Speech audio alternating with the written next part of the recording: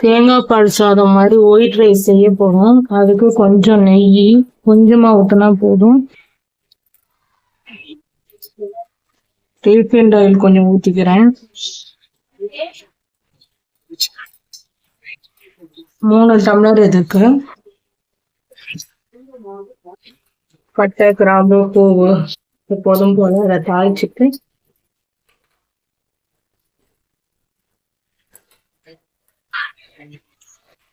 பொரிஞ்சோன்னா வெங்காயம் மட்டும்தான். வெங்காயம் நல்லா பொரிஞ்சு வரும். ஒரு 3 வெங்காயம், 3 ஆளாக்கு இதுதான்.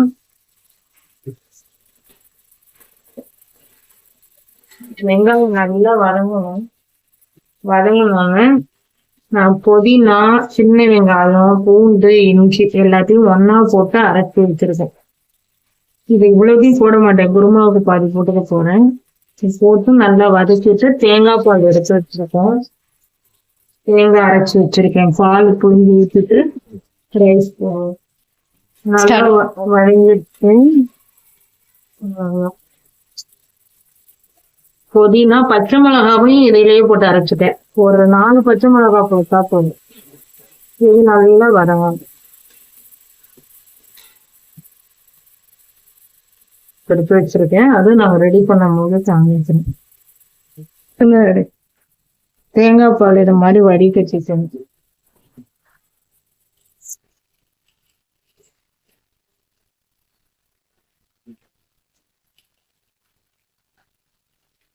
அரிசி களைஞ்சு வச்சிருக்கோம். அதுக்கேற்ற தண்ணி 6 கிளாஸ் போதும். இந்த தேங்காய் பால்ல எடுத்தது அளந்து ஊற்றிக்க வேண்டியதுதான்.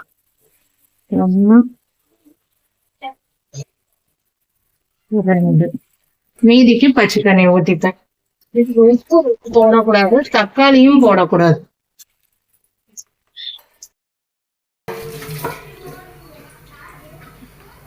அவ்வளவுதான். தேவையான உப்பு போடணும். ஆனால் இதுக்கு உப்பு கம்மியாக தான் போடணும், உப்புலாம் எடுக்காது.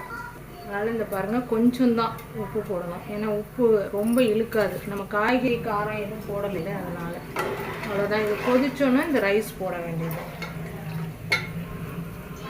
ஒரு பக்கம் இந்த வெங்காயத்தை மேலே ஃபுல்லாக முடிஞ்சோன்னா வெங்காயம் போடுறதுக்காக வெங்காயத்தை வறுத்துக்கிட்டு இருக்கிறேன். நல்லா ஸ்ப்ரிங்காக வரட்டும்னு.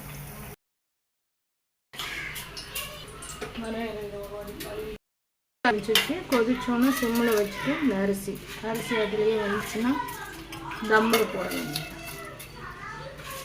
ஆனால் உப்பு ஒடி இதுக்கு கொஞ்சம் கம்மியாகவே போடுங்க.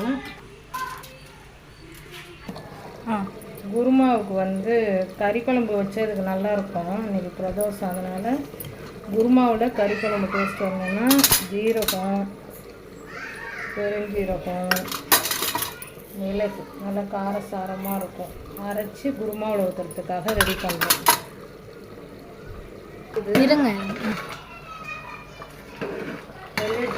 சுண்டுனோன்னா தம்மில் போடணும். இந்த பேஸ்ட்டை அரைச்சிட்டேன். தேவையான எண்ணெய்,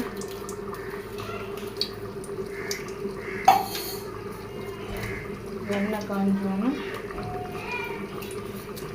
பட்டை, கிராம்பு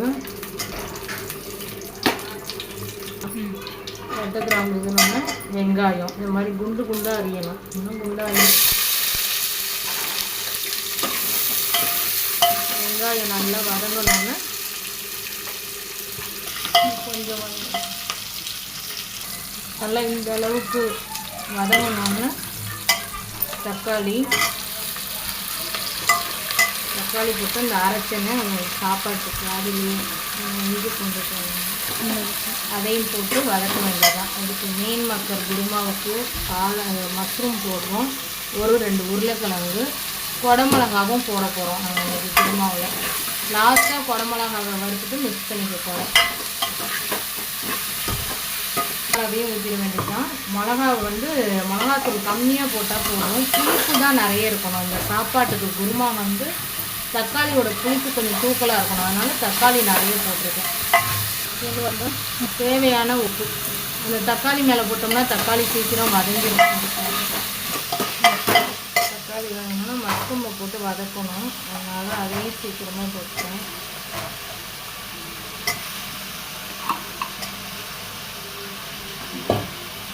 மீன் மக்கள் வெந்நீரில் போட்டு பொரிஞ்சு வச்சுக்கிட்டோம்.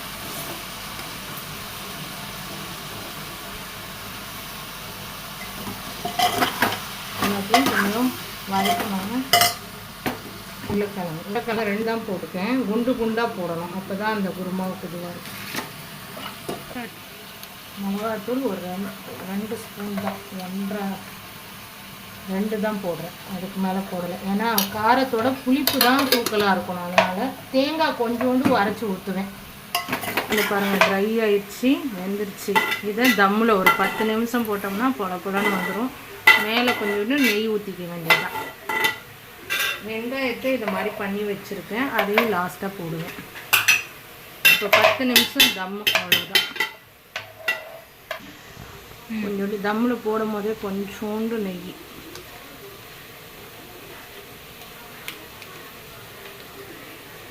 அவ்வளோதான். ஏன்னா நல்லா வதங்கிடுச்சு பாருங்கள்.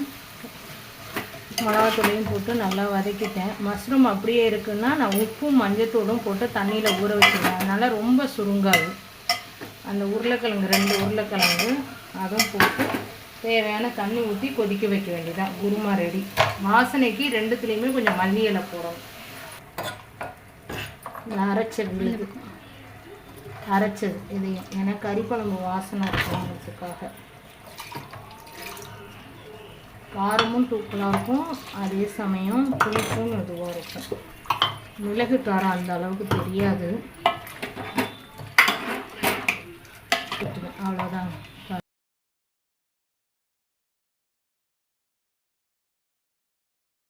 குருமாவுக்குங்க அப்போ இது குடமிளகா போடுறதுக்காக அப்படியே போட்டு வேக வைக்க வேண்டாம்னு கொஞ்சம் எண்ணெயில் இதை வதக்குறேன்.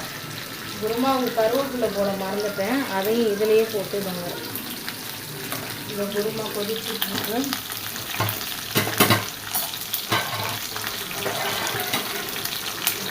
கருவேப்பிலை போட்டுருவேன். இந்த உருளைக்கிழங்குலாம் வெந்துருச்சுன்னா தேங்காய் கொஞ்சோண்டு ஊற்றி தேங்காய் அரைச்சி ரெடியானோன்னு காமிக்கிறேன். இந்த அளவுக்கு வதங்கணுன்னா ஆஃப் பண்ணி வச்சுக்கோங்க.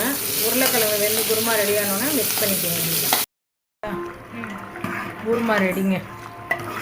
தண்ணியாக தான் கொஞ்சம் இறக்கணும், ரொம்ப கெட்டியாக இருக்கக்கூடாது. இந்த மிளகாவை இதில் போடுறோம், ஏன்னா அதுலேயே வெந்தால் நல்லா இருக்காது.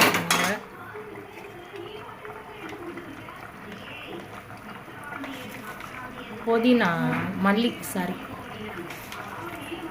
கொஞ்சம் வாசனைக்கு, அவ்வளோதான்.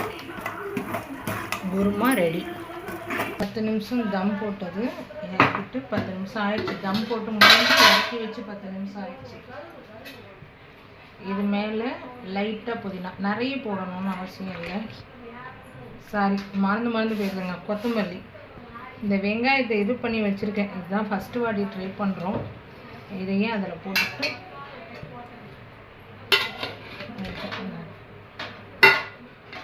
பொலன்னு இருக்கு போகிறேன். அவ்வளோதான், லைட்டாக கலந்து விட்டுருங்க.